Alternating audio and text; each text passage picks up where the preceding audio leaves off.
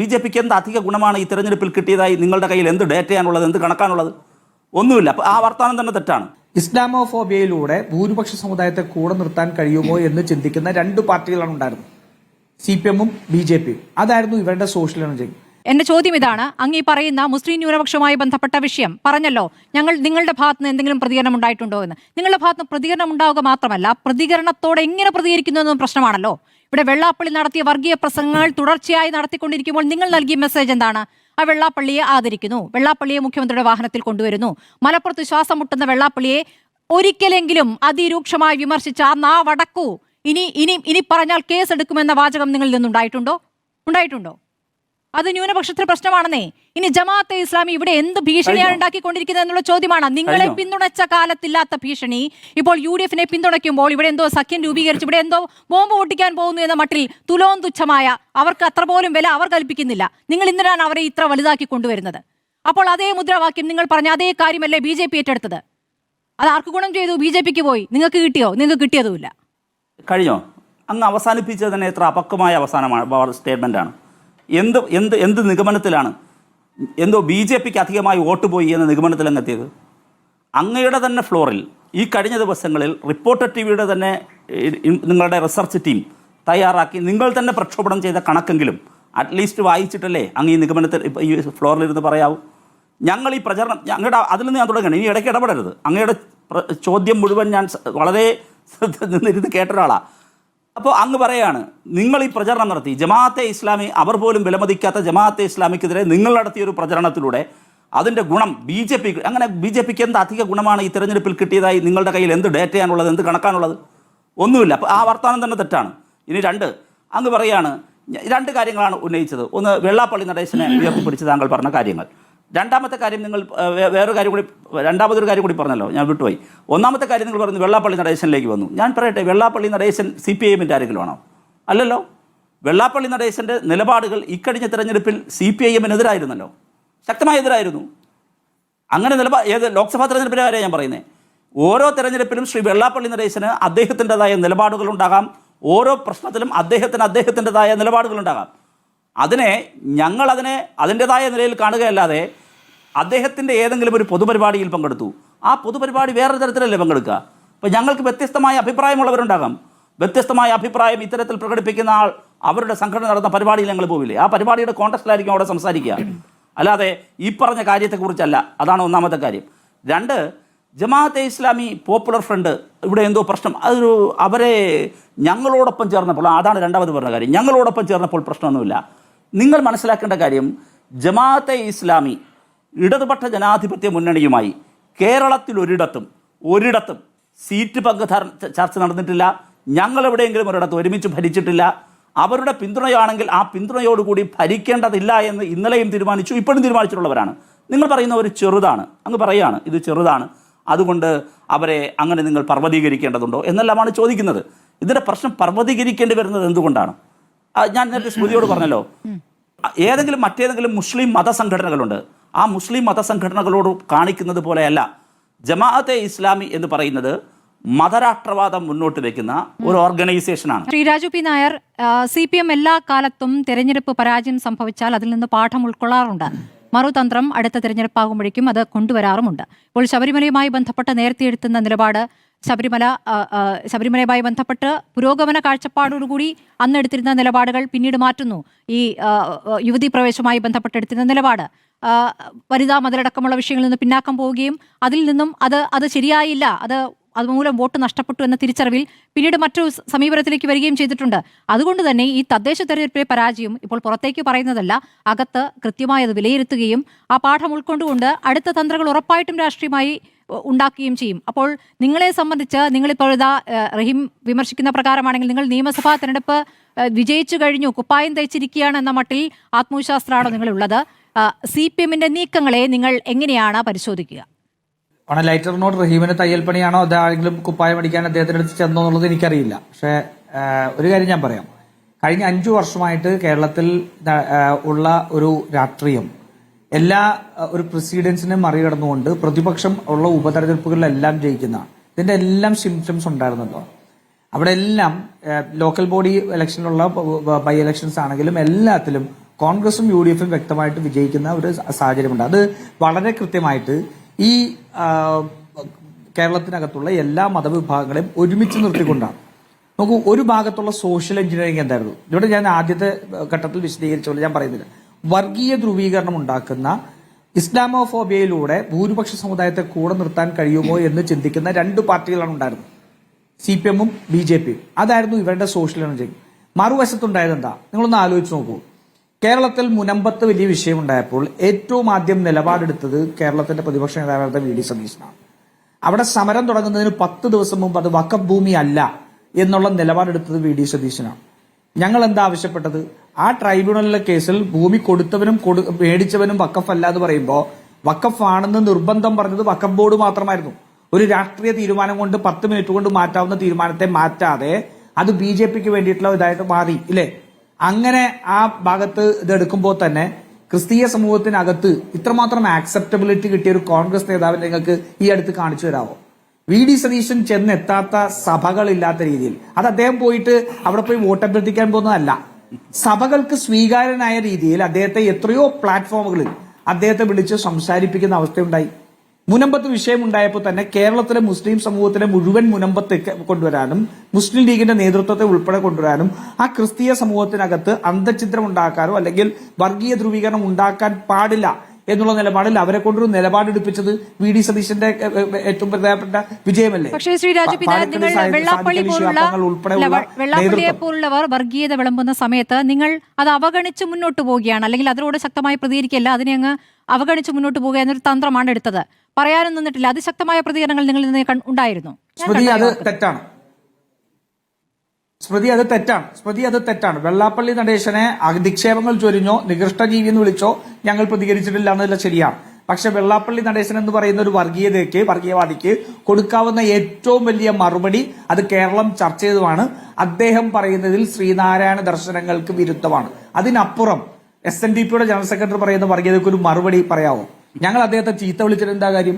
ഞങ്ങൾ അദ്ദേഹത്തെ മറ്റെന്തെങ്കിലും പള്ളു പറഞ്ഞിട്ട് എന്താ കാര്യം? വെള്ളാപ്പള്ളി നടേശൻ പറയുന്നത് ശ്രീനാരായണ ദർശനങ്ങൾക്ക് വിരുദ്ധമാണെന്ന് പറഞ്ഞാൽ സാധാരണ ശ്രീനാരായണ ശ്രദ്ധിക്കില്ലേ? സാധാരണ ശ്രീനാരായണ ശ്രദ്ധിച്ചാണ്.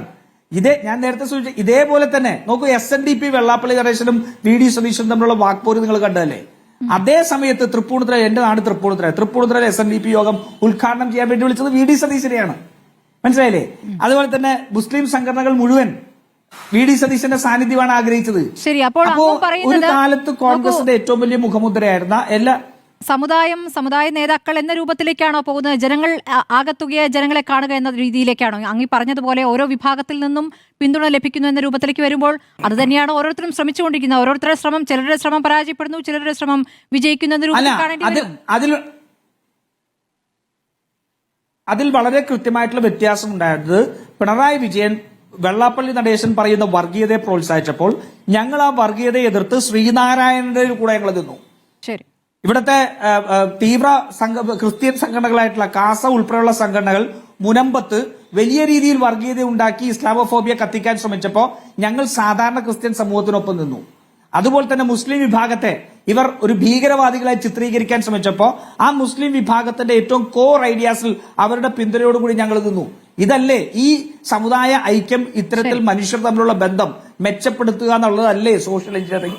ആ സോഷ്യൽ എഞ്ചിനീയറിംഗ് അതല്ല, വൈരുദ്ധ്യങ്ങൾ ഉണ്ടാക്കി ആ വൈരുദ്ധ്യങ്ങളെ തമ്മിലടിപ്പിച്ച് അതിൽ നിന്ന് രാഷ്ട്രീയ നേട്ടം ഉണ്ടാക്കാൻ കഴിയുമോ എന്ന് ചോദിച്ച രണ്ട് പാർട്ടിയാണ് ഇപ്പൊ പരാജയപ്പെട്ടിരിക്കുന്നത്.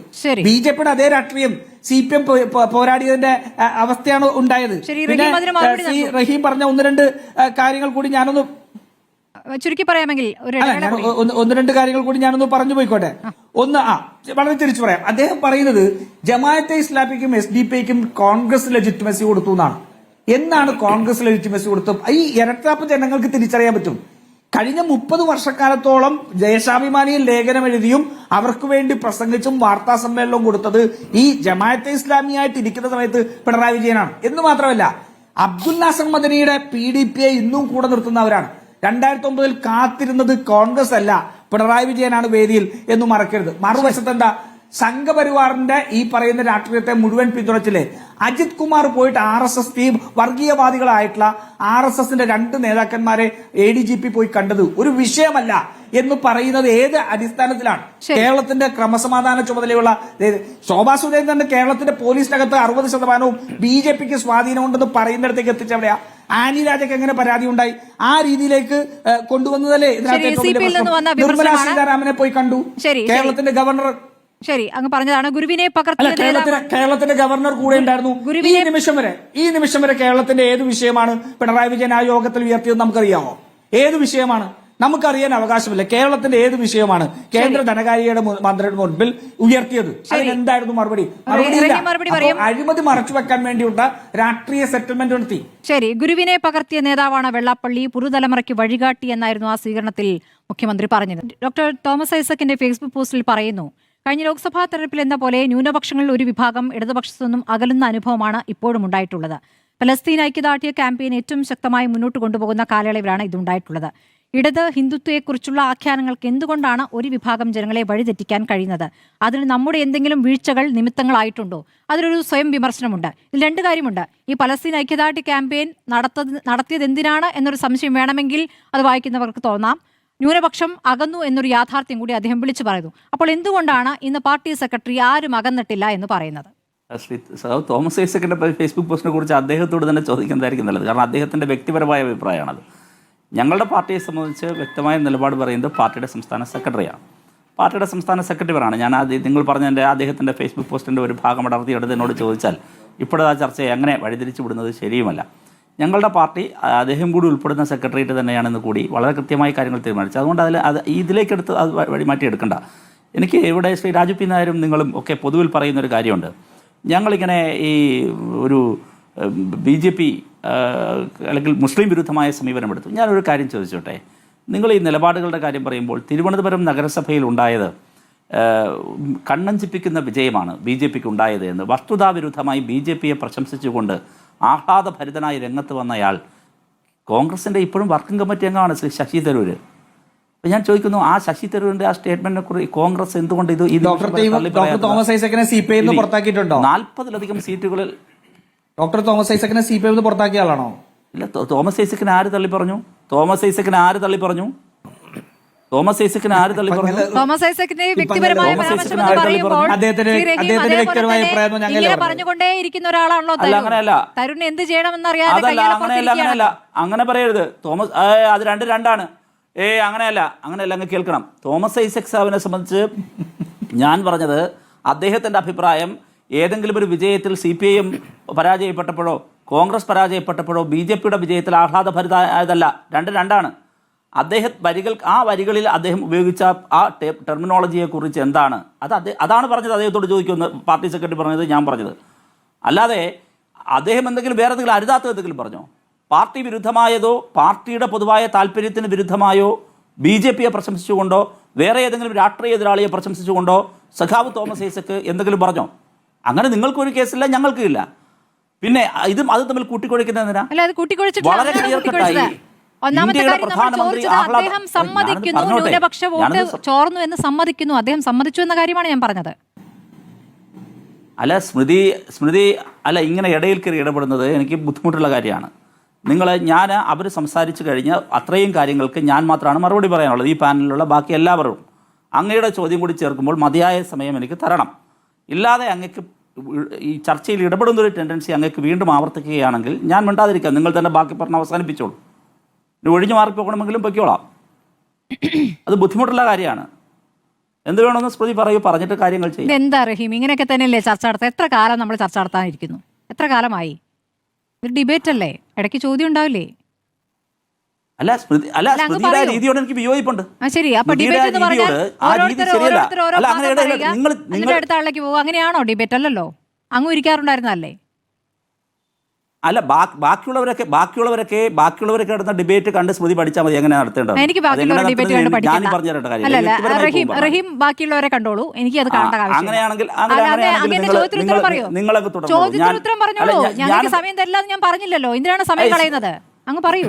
ഇടയിൽ ഇടപെടരുത്. ഞാൻ നിങ്ങൾ ചോദിച്ച ചോദ്യം ഒരു ചോദ്യം ചോദിക്കുന്നു, ആ ചോദ്യത്തിനോട് പ്രതികരിക്കാനുള്ള മിനിമം സമയം തരണം. ഈ മറ്റ് പാനലിസ്റ്റുകൾ ആരും അവരെല്ലാം ഓരോ പാർട്ടി കോൺഗ്രസ് പ്രതിനിധീകരിച്ച് രാജു പി നായർ ഇങ്ങനെ അസഹിഷ്ണുതയാവുന്നില്ലല്ലോ. സ്മൃതി എന്തിനാ അസഹിഷ്ണുതയാവുന്നത്? രാജു പി നായരോടും ഇടയ്ക്ക് ചോദിച്ചിരുന്നു, അങ്ങ് കേൾക്കാത്തത് എനിക്കൊന്നും പറയാനില്ല. അസഹിഷ്ണുതയാവേണ്ട കാര്യമില്ലല്ലോ. എനിക്ക് അസ്വസ്ഥതയൊന്നുമില്ല, എന്തൊരു താരതമ്യമാണെന്ന്. അല്ല, ഞാൻ നിങ്ങൾ കേൾക്ക്, എന്നോട് സ്മൃതി മനസ്സിലാക്കേണ്ടത്, എനിക്കിങ്ങനെ ഗുസ്തിവിടാൻ താല്പര്യമില്ല. നിങ്ങൾ ചർച്ചയിൽ പങ്കെടുക്കാൻ വേണ്ടി വന്നത് സമയം കളയേണ്ട, അങ്ങ് പറഞ്ഞോളൂ. പറയാനാണ്. അങ്ങ് പറഞ്ഞോളൂ. അങ്ങേക്ക് തരൂരിനെതിരെയാണെങ്കിൽ അങ്ങ് പറയൂ. ഇവിടെ ശ്രീ ശശി തരൂർ എടുത്ത നിലപാടെന്താണ്? ഇന്ത്യയുടെ പ്രധാനമന്ത്രി അദ്ദേഹത്തിൻ്റെ പാർട്ടിയുടെ വിജയത്തിൽ ആഹ്ലാദഭരിതനായി ട്വീറ്റ് ചെയ്യുന്നതിന് മുമ്പ് ഇന്ത്യയിൽ ആദ്യമായി ഒരു കോൺഗ്രസ് നേതാവ് ട്വീറ്റ് ചെയ്യുകയാണ് BJP ഗംഭീരമായ വിജയം നേടിയെന്ന്. അപ്പോൾ അദ്ദേഹം ആഗ്രഹിച്ചിരുന്ന വിജയം, ആ സ്ഥലം MP കൂടിയായ കൈപ്പത്തി ചിഹ്നത്തിൽ വിജയിച്ച കോൺഗ്രസിൻ്റെ വർക്കിംഗ് കമ്മിറ്റി മെമ്പറായ ശ്രീ ശശി തരൂർ ഈ തിരഞ്ഞെടുപ്പിൽ ആർക്കാണ് വോട്ട് ചെയ്തത്? എന്ത് വിജയമാണ്, ആരുടെ വിജയമാണ് അവിടെ പ്രതീക്ഷിച്ചിരുന്നത്? 42 വാർഡുകളിൽ BJPക്ക് സഹായകരമാം വിധം കോൺഗ്രസ് പ്രവർത്തിച്ചു. അതിന് തെളിവാണെന്ന് പ്രാഥമികമായ വിവരങ്ങൾ വെച്ച് ശ്രീ ഗോവിന്ദ മാഷ് പുറത്തുവിട്ടത്. ആ വിവരങ്ങളുടെ അടിസ്ഥാനത്തിൽ 42 സീറ്റുകളിൽ വളരെ തുച്ഛമായ വോട്ട് മാത്രം കോൺഗ്രസ് പിടിക്കുന്നു. അപ്പോൾ കോൺഗ്രസും BJPയും തമ്മിൽ, ഇനി കോൺഗ്രസും ഞങ്ങളും തമ്മിൽ ഫേസ് ഓഫ് ചെയ്ത സ്ഥലങ്ങളിൽ ടോട്ടൽ സ്കോർ ബോർഡിൽ ഇടതുപക്ഷ ജനാധിപത്യ മുന്നണിയുടെ ആളുകൾ കൂടുതൽ ജയിച്ചു വരാതിരിക്കാൻ വേണ്ടി BJPക്ക് ഒരു വിജയ സാധ്യതയുമില്ലാത്ത സ്ഥലത്ത് കോൺഗ്രസും BJPയും ചേർന്ന് പരസ്പരം പങ്കുവയ്ക്കുന്നു. BJP കോൺഗ്രസിനെ സഹായിക്കുന്നു. ഇങ്ങനെ പരസ്പരം ചെയ്തു എന്നുള്ളത് വളരെ വിസിബിൾ ആവുകയും ഇന്ന് ഞങ്ങളുടെ പാർട്ടിയുടെ സംസ്ഥാന സെക്രട്ടറി അത് പൊതുജന മധ്യത്തിൽ പരസ്യമായി പറയുകയും ചെയ്തതിന് ശേഷം നിങ്ങൾ അതിനെക്കുറിച്ച് ചർച്ച ചെയ്യുന്നില്ല. ഇവിടെ എന്നിട്ട് പറയുകയാണ് BJPയെ സഹായിക്കുന്ന നിലപാട് ഞങ്ങൾ എടുക്കുന്നു, അല്ലെങ്കിൽ മുസ്ലിം വിരുദ്ധമായ നിലപാട്. മുസ്ലിം വിരുദ്ധതയുടെ അട്ടിപ്പേർ അവകാശം പേറുന്ന മുസ്ലിം വിരുദ്ധതയുടെ പോസ്റ്റർ ബോയിയായ BJPയെ 42 വാർഡുകളിൽ സഹായിച്ച കൈപ്പത്തിക്കാരെ, കോൺഗ്രസുകാരെ എങ്ങനെയാണ്, ആർക്കാണ് വിശുദ്ധരാക്കാൻ പറ്റുക? അതിന്റെ പിന്നാലെ പറയട്ടെ, ഞാൻ 42 BJP ഒന്നാമതെത്തി. അവിടങ്ങളിലൊക്കെ മൂന്നാമതാണ് കോൺഗ്രസ് എത്തിയത്. അത് കോൺഗ്രസ് BJPയെ സഹായിച്ചത് കൊണ്ടാണെന്ന് എങ്ങനെയാണത് അങ്ങൊന്ന് വിശദീകരിക്കാമോ? അല്ല, അത് വിശദീകരിക്കാൻ വേറെന്താ? അവിടെ കോൺഗ്രസിന് വളരെ തുച്ഛമായ വോട്ട്, 500-ൽ താഴെ, 1000-ൽ താഴെ വോട്ടല്ലേ കോൺഗ്രസ് അപകടകരമാവിധം കോൺഗ്രസിന്റെ വോട്ട് ഷെയർ അവിടെ കുറയുന്നു. വോട്ടില്ല. നിങ്ങൾക്ക് അങ്ങനെ വോട്ട് കുറഞ്ഞ ഇടങ്ങളിലെ സ്ഥലങ്ങളിൽ കോൺഗ്രസിന്റെ വോട്ട് ഗണ്യമായി കുറയുന്നു. നിങ്ങൾക്കും അങ്ങനെ ഞാൻ സംസാരിക്കട്ടെ, നിങ്ങൾ ഇതിന് അസ്വസ്ഥരാകുന്നത് ഇല്ലാന്നേ. നിങ്ങൾ എങ്കിൽ പറ, അങ്ങനെ ഉണ്ടെങ്കിൽ പിന്നെ സ്മൃതിയുടെ കയ്യിൽ ആ കണക്കുണ്ടെങ്കിൽ സ്മൃതി പറ. സ്മൃതിയെ വെറുതെ അന്തരീക്ഷത്തിൽ നിന്ന് ചോദ്യം ചോദിക്കരുത്. ഞങ്ങളുടെ പാർട്ടിയുടെ സംസ്ഥാന സെക്രട്ടറി ഇന്ന് കോൺഗ്രസിനെതിരെ, BJPക്കെതിരെ ശക്തമായൊരു ആരോപണം ഉന്നയിക്കുകയാണ്. അതിന് ഒരുപാട് ഘടകങ്ങളുണ്ട്. അതിൻ്റെ കൂട്ടത്തിൽ അവിടുത്തെ സ്ഥലം MP വളരെ സന്തോഷഭരിതനാവുകയാണ് റിസൾട്ട് വന്നുകൊണ്ടിരിക്കുമ്പോൾ തന്നെ. ഇതെല്ലാം ചേർത്ത് വായിക്കേണ്ട കാര്യമുണ്ട്. എനിക്കൊന്നും ഇത് അതല്ലേ അവിടെ യഥാർത്ഥ പ്രശ്നം. പറയട്ടെ, ഞാൻ സംസാരിക്കട്ടെ, കംപ്ലീറ്റ് ചെയ്തോട്ടെ. ഇനി നിങ്ങൾ നോക്കൂ, ഇവിടെ ഞാൻ സംസാരിച്ചോട്ടെ. അദ്ദേഹം പറഞ്ഞു, ശ്രീ രാജു പി നായർ പറഞ്ഞു, നിങ്ങൾ എന്ത് നരേഷനാണ്? RSSനെതിരെ സംസാരിച്ചാൽ അത് ഹിന്ദു വിരുദ്ധാവോ? ഞങ്ങൾ ജമാഅത്തെ ഇസ്ലാമിയെയും പോപ്പുലർ ഫ്രണ്ടിൻ്റെയും രാഷ്ട്രീയത്തെ തുറന്നു കാണിക്കാൻ സംസാരിച്ചാൽ അതെങ്ങനെയാണ് മുസ്ലിം വിരുദ്ധാവുക? ഒരു വശത്ത് ഞങ്ങൾ മുസ്ലിം വിരുദ്ധമാണെന്ന നരേഷൻ സൃഷ്ടിക്കുന്നു, അതേപോലെ തന്നെ മറുവശത്ത് ഞങ്ങൾ ഹിന്ദു വിരുദ്ധരാണ് എന്ന നരേഷൻ സൃഷ്ടിക്കാൻ ശ്രമിക്കുന്നു. അത് ശ്രമിക്കുന്നത് RS ആണെങ്കിൽ മറുവശത്ത് ശ്രമിക്കുന്നത് ജമാഅത്തെ ഇസ്ലാമിയും പോപ്പുലർ ഫ്രണ്ടുമാണ്. ഞങ്ങൾ ഇടതുപക്ഷ ജനാധിപത്യ മുന്നണിയെ സംബന്ധിച്ചിടത്തോളം ഇത് രണ്ടിനെയും അതിജീവിച്ചാണ് ജനങ്ങൾക്കിടയിൽ പ്രവർത്തിക്കുന്നത്. നിങ്ങൾ നോക്കൂ, ഈ തെരഞ്ഞെടുപ്പിലുടനീളം ഞങ്ങൾ പറയാൻ ശ്രമിച്ചത് ക്ഷേമവും വികസനവും ഇനിയും നടപ്പിലാക്കാൻ പോകുന്ന നവകേരളത്തെക്കുറിച്ചുമാണ്. എന്നാൽ അവർ പറയാൻ ശ്രമിച്ചത് പൂർണ്ണമായും വിശ്വാസമാണ്. കോൺഗ്രസിൻ്റെ പാട്ട് ഈ പറയുന്ന സ്വർണ്ണപ്പാളിയുമായി ബന്ധപ്പെട്ട ഒരു പാട്ട്, ഒരു പാരഡി പാട്ടാണ്. നിങ്ങൾ നോക്കൂ, അതിലാണ് അവർ ഊന്നിയത്. മൈക്ക് അനൗൺസ്മെൻറ്റുകളിൽ പോലും ശരണം വിളി മന്ത്രങ്ങൾ കൊണ്ട് നിറയ്ക്കാൻ ശ്രമിക്കുകയാണ്. നിങ്ങൾ നോക്കൂ, അവിടെ ഈ പറയുന്ന സ്വർണ്ണപ്പാളി വിഭാഗത്തിലാകട്ടെ ഇടതുപക്ഷ, ഓരോ കാര്യം ജനങ്ങൾ മനസ്സിലാക്കണം. ഇടതുപക്ഷ ജനാധിപത്യ മുന്നണിയല്ല ഭരിച്ചിരുന്നത് എങ്കിൽ ഇത്തരമൊരു സന്ദർഭം കോൺഗ്രസിൻ്റെ ഭരണകാലത്തുണ്ടായി എന്നിരിക്കട്ടെ. കോൺഗ്രസിൻ്റെ ഭരണകാലത്ത് ഇത്തരത്തിലൊരു ഫെയർ എൻക്വയറി നടക്കോ? കേരളത്തിൽ ഇപ്പോൾ സ്വർണ്ണപ്പാളി വിഷയത്തിൽ CPM എടുത്തൊരു നിലപാടുണ്ട്, ഗവൺമെൻറ് എടുത്തൊരു നിലപാടുണ്ട്. ഗവൺമെൻറ് ഒരു കുറ്റവാളിയെയും സംരക്ഷിക്കാൻ ശ്രമിച്ചിട്ടില്ല. ഈ നിമിഷം വരെ SITയുടെ അന്വേഷണത്തിന് മേൽനോട്ടം വഹിക്കുന്ന ഹൈക്കോടതി SITയുടെ അന്വേഷണത്തിൽ ഒരല്പമെങ്കിലും പക്ഷപാതിത്വമുണ്ടെന്നൊരു ആരോപണം ഉന്നയിച്ചിട്ടില്ല, ഒരു സംശയം പോലും ഉന്നയിച്ചിട്ടില്ല. SITയെ, ഗവൺമെൻറ് വെച്ചിരിക്കുന്ന SITയെ പൂർണ്ണമായി ഈ ഗവൺമെന്റ് കീഴിലുള്ള SIT പൂർണ്ണമായി വിശ്വാസത്തിലെടുത്താണ് പോയിക്കൊണ്ടിരിക്കുന്നത്. അതിന്റെ അർത്ഥം ഇതുപോലെ ഒരു കാര്യം UDF-ന്റെ ഭരണകാലത്താണ് പ്രതീക്ഷിക്കാൻ പറ്റും. ഞങ്ങൾ നടത്തിയ വികസനത്തെ കുറിച്ചോ ഞങ്ങൾ നടപ്പിലാക്കാൻ പോകുന്ന മുന്നോട്ട് വെച്ച വികസന പദ്ധതികളെ കുറിച്ചോ കോൺഗ്രസിന് ഒരു അഭിപ്രായവും പറയാനില്ലാതെ വരുമ്പോൾ കോൺഗ്രസ് ഉയർന്നു കിട്ടിയ കയ്യിൽ കിട്ടിയ ഒരു കാര്യത്തെയാണ് ഇന്നെടുത്ത സമീപനം. എന്താ? ഇന്ന് പാർലമെന്റിന്റെ മുമ്പിൽ നിന്ന് നിങ്ങൾ നോക്കൂ, കേരളം മഹാമോശമാണ്. പാർലമെന്റിന്റെ മുമ്പിൽ നിന്ന് കോൺഗ്രസിന്റെ MP-മാർ KC വേണുഗോപാൽ ഉൾപ്പെടെയുള്ളവർ പാട്ടുപാടാണ്. ഏത് ഈ പാട്ട് പാർലമെന്റിന്റെ മുമ്പിൽ? കേരളം മഹാകുഴപ്പമാണെന്നും കേരളത്തിൽ മഹാകുഴപ്പമാണെന്നും രാജ്യത്തിന്റെ മുമ്പിൽ ഒരു കേരളത്തിനെതിരായ ഹേറ്റ് ക്യാമ്പയിൻ നടത്തുന്നത് സാധാരണ BJP ആണ്. ഇപ്പോൾ ആ BJP-യുടെ ചുവട് പിടിച്ച് പാർലമെന്റിന്റെ മുമ്പിൽ നിന്ന് ഇവർ പാട്ടുപാടാണ്. എന്താണ് അവർ ആവശ്യപ്പെടുന്നത്? സെൻട്രൽ ഏജൻസി വരണമെന്നാണോ? അങ്ങനെയാണെങ്കിൽ സെൻട്രൽ ഏജൻസി എന്ന കാഴ്ചപ്പാടിനോട് സെൻട്രൽ ഏജൻസികളെ എന്നാണ് കോൺഗ്രസ് വിശ്വസിക്കാൻ തുടങ്ങിയത്? ഈ കേരളത്തിൽ മാത്രം വരുമ്പോൾ സെൻട്രൽ ഏജൻസികളെ അവർക്ക് വലിയ വിശ്വാസമാണ്. അതെങ്ങനെയാണ് സെൻട്രൽ ഏജൻസിയെ കേരളത്തിൽ മാത്രം വിശ്വസിക്കുക? അപ്പൊ എന്ത് ഇരട്ടത്താപ്പാണ് കോൺഗ്രസ് എടുക്കുന്നത്? എന്ത് പൊളിറ്റിക്കൽ ക്ലാരിറ്റിയിലാണ് നിങ്ങൾ ആ നിലപാടെടുക്കുന്നത്? ഞങ്ങൾ ഫെയറായ എൻക്വയറി നടത്തുന്നു, അത് ഹൈക്കോടതി മേൽനോട്ടം നടത്തുന്നു. അതുപോലെ തന്നെ ഓരോ വിഷയവും എടുക്കുക. നിങ്ങൾ പറഞ്ഞു മുനമ്പത്തിന്റെ കാര്യം പറഞ്ഞു. മുനമ്പത്തിന്റെ കാര്യത്തിൽ കേരളത്തിൽ വർഗീയ വിഭജനത്തിനല്ലേ ശ്രമിച്ചത്? ആ സമയത്ത് ഞങ്ങളെടുത്ത നിലപാടെന്താ? പോട്ടെ, വിഴിഞ്ഞം ഡെവലപ്മെന്റ് ഉണ്ടാകുന്ന സമയത്ത് നിങ്ങളെടുത്ത നിലപാടെന്താ? അന്നത്തെ KPC അധ്യക്ഷൻ വിഴിഞ്ഞത്തിന്റെ പ്രശ്നം എത്തിയപ്പോഴേക്കും വിഴിഞ്ഞത്തിന്റെ കാര്യത്തിൽ നിങ്ങളെടുത്ത നിലപാടെന്താ? വിഴിഞ്ഞം വികസനത്തിന്റെ കാര്യത്തിൽ അന്നവിടെ തീരദേശവാസികൾ സമരത്തിലേക്ക് വന്നപ്പോൾ നിങ്ങളതിനെ വേറൊരു തരത്തിൽ വോട്ട് ബാങ്കാക്കി ഉപയോഗിക്കാൻ പറ്റുമോ നോക്കിയവരാണ് നിങ്ങൾ. ഇനി പോട്ടെ, ഈ പറയുന്ന മുനമ്പത്തിന്റെ കാര്യം എടുക്ക്. നിങ്ങളെടുത്ത സമീപനമാണോ? വളരെ അവധാനതയോടാണ് മുഖ്യമന്ത്രിയുടെ നേതൃത്വത്തിൽ ഇപ്പോൾ വളരെ കൃത്യമായി നീതി അവിടെ ഡെലിവറി ചെയ്യപ്പെട്ടു, നീതി നിർവഹണം നടന്നു.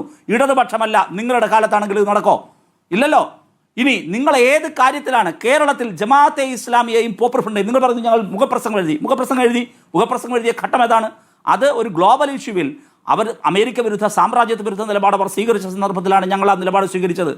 നിങ്ങൾ ഒരു ഘട്ടത്തിൽ നിങ്ങളിപ്പോൾ ഇത് പറയുന്നു, മറുവശത്ത് ബാബറി മസ്ജിദ് തകർക്കപ്പെട്ടപ്പോൾ നിങ്ങൾ അവരെ പിന്തുണച്ചവരല്ലേ? നിങ്ങളുടെ സഹായത്തിലല്ലേ ബാബറി മസ്ജിദ് തകർക്കപ്പെട്ടത്? കേരളത്തിൽ എവിടെയെങ്കിലും മുസ്ലിം വേട്ട നടന്നാൽ നിങ്ങൾ എപ്പോഴെങ്കിലും ഉണ്ടാകുമോ?